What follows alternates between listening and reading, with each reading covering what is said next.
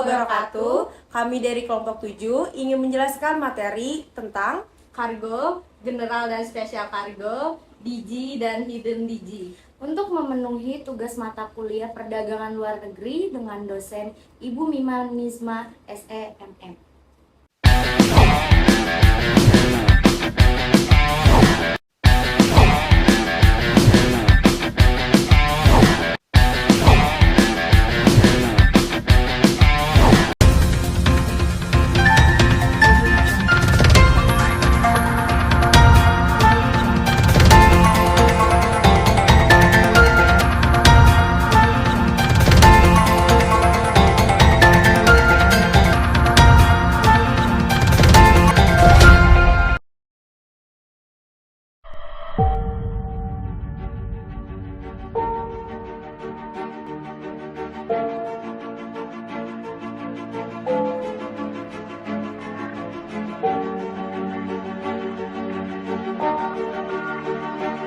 Pertama-tama saya akan menjelaskan kargo.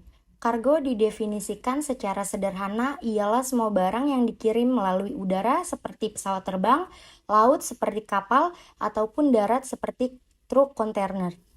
Yang biasanya untuk diperdagangkan baik antar wilayah ataupun kota, di dalam negeri maupun antar negara internasional yang dikenal dengan istilah ekspor ataupun impor. Transportasi kargo merupakan salah satu komponen penting dalam rantai pasokan global yang memungkinkan barang-barang bergerak dari produsen ke konsumen. Jenis barang kiriman kargo kecuali benda-benda pos dan bagasi penumpang, baik yang diperdagangkan ekspor ataupun impor maupun untuk keperluan lainnya non-komersial dan dilengkapi dengan dokumen pengangkutan SMU atau Airwheel Bill. SMU, Surat Muatan Udara. Ini adalah sebuah dokumen penting di mana surat ini dijadikan sebagai sebuah bukti pengiriman yang dikhususkan untuk pengiriman melalui jalur udara. Adapun macam-macam jenis kargo, yaitu yang pertama ada general kargo. General kargo adalah barang-barang kiriman biasa sehingga tidak perlu memerlukan penanganan secara khusus. Namun, tetap harus memenuhi persyaratan yang ditetapkan dan aspek safety. Contoh barang yang dikategorikan general kargo antara lain barang-barang keperluan rumah tangga, peralatan kantor, peralatan olahraga, pakaian, misalkan garment ataupun tekstil, dan lain-lain. Yang kedua ada spesial kargo. Spesial kargo adalah barang-barang kiriman yang memerlukan penanganan khusus ataupun yang disebut special handling. Jenis barang ini pada dasarnya dapat diangkut lewat angkutan udara dan harus memenuhi persyaratan dan penanganan secara khusus sesuai dengan regulasi IATA dan pengangkut. Barang benda atau bahan yang termasuk dalam kategori special cargo yaitu yang pertama ada live animal atau yang disebut AVI. Ialah hewan-hewan hidup yang dikirim melalui pesawat udara seperti anak ayam, kuda, kambing, ikan, dan lain-lain. Yang kedua ada human remain atau HUM. Ialah mayat manusia yang ada dibagi menjadi dua, yaitu yang pertama unremitted in confined. Ialah mayat yang masih berbentuk jasad yang diangkut dengan menggunakan peti jenazah. Yang kedua ada cremate, yaitu jenazah yang sudah berupa abu dan biasanya dikirim dengan menggunakan kotak guci ataupun kotak kayu. Yang ketiga ada perishable goods atau PER. Ialah barang-barang yang mudah sekali rusak, hancur, ataupun busuk. Seperti buah-buahan, sayur, daging, bunga, ikan, dan bibit tanaman. Yang keempat ada valuable goods atau VAR. Ialah barang-barang yang memiliki nilai yang tinggi ataupun barang-barang berharga seperti emas, intan, berlian, cek, platina, dan lain-lain. Yang kelima ada strongly smelling goods, yaitu barang yang memiliki bau yang menyengat seperti durian, minyak wangi, minyak kayu putih, dan lain-lain. Yang keenam ada live human organ atau disebut LHO. Ialah barang-barang yang berupa organ tubuh manusia yang masih berfungsi seperti bola mata, ginjal, hati, dan lain-lain. Yang ketujuh ada diplomatic pouch atau DIP, yaitu barang-barang kiriman diplomatik. Perbedaan antara pengiriman kargo dengan ekspedisi reguler. Yang pertama ada dimensi dan berat barang.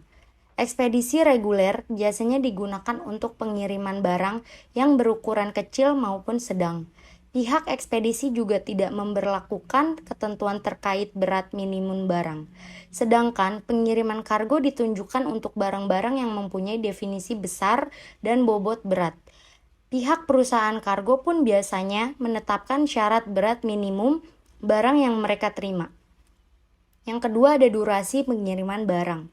Ekspedisi reguler digunakan untuk pengiriman barang yang sifatnya mendesak. Oleh karena itu, layanan ekspedisi pada kategori ini mengedepankan kecepatan pengiriman barang dalam hitungan hari, bahkan jam.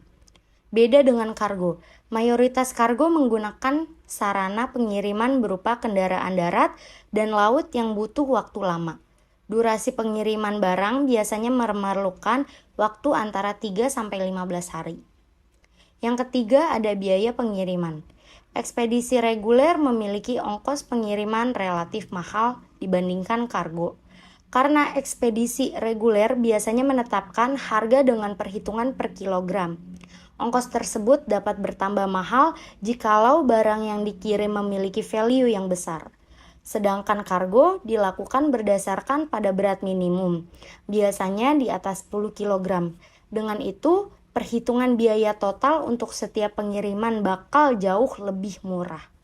Syarat pengiriman kargo yang pertama itu memiliki airway bill, yang mana airway bill ini sendiri merupakan tanda terima yang dikeluarkan oleh maskapai penerbangan internasional untuk barang dan bukti kontrak pengangkutan.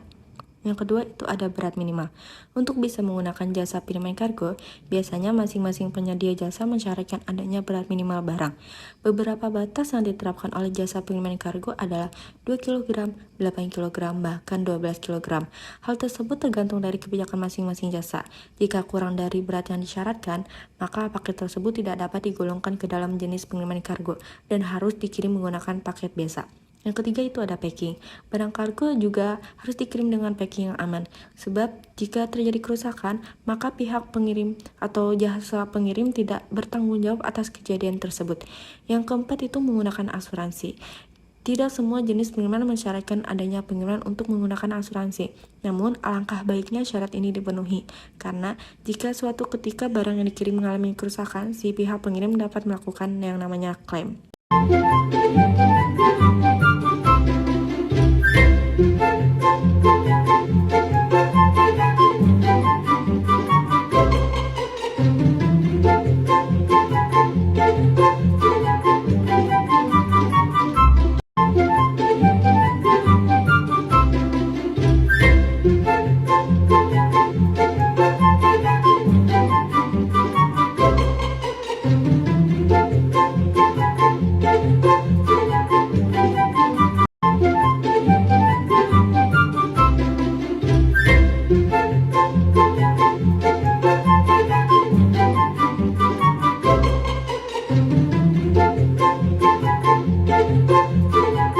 Dangerous goods adalah barang-barang kiriman yang berbahaya dan dapat menyebabkan kerusakan pada lingkungan, manusia, dan keselamatan penerbangan.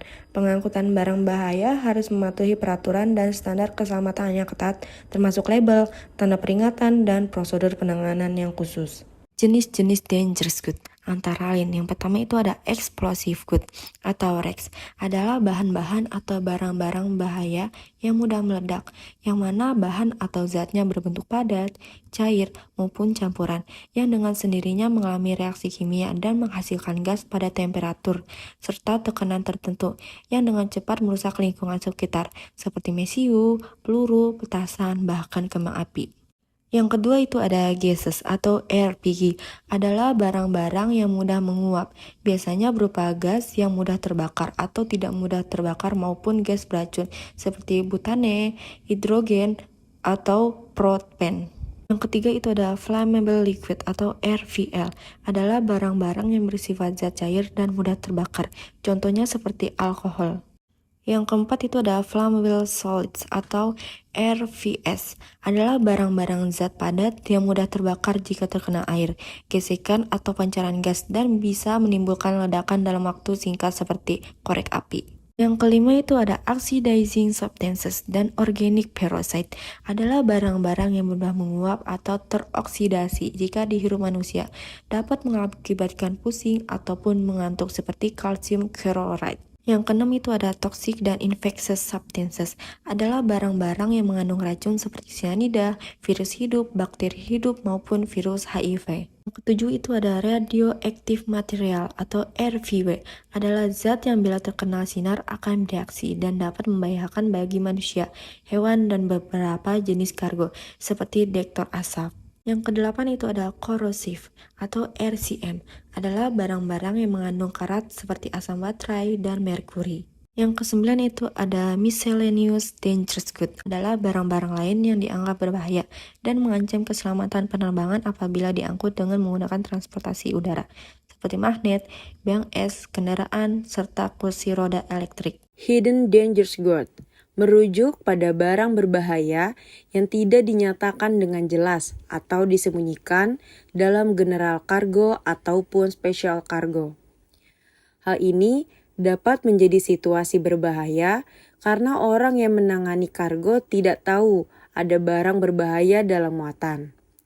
Penting bagi pihak yang terlibat dalam transportasi untuk selalu memeriksa dengan teliti kargo dan menerapkan prosedur pengujian yang sesuai untuk mengidentifikasi hidden dangerous goods. Contoh hidden dangerous goods. Yang pertama, zat kimia berbahaya.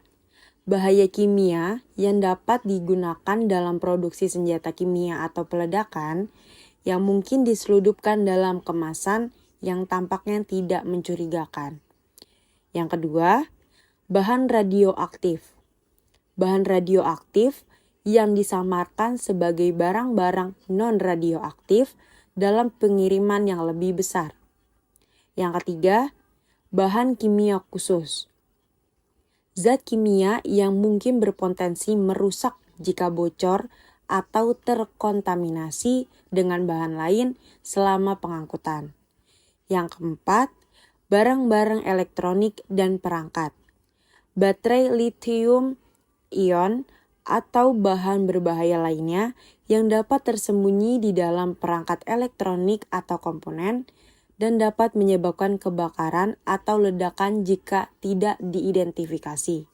Risiko hidden dangerous goods. Yang pertama, keamanan dan keselamatan.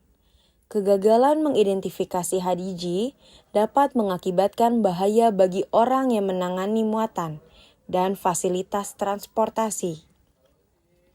Yang kedua, kerugian material. Bahan berbahaya yang tidak terdeteksi dapat merusak kargo lain atau fasilitas penyimpanan dan transportasi. Yang ketiga, pencemaran lingkungan.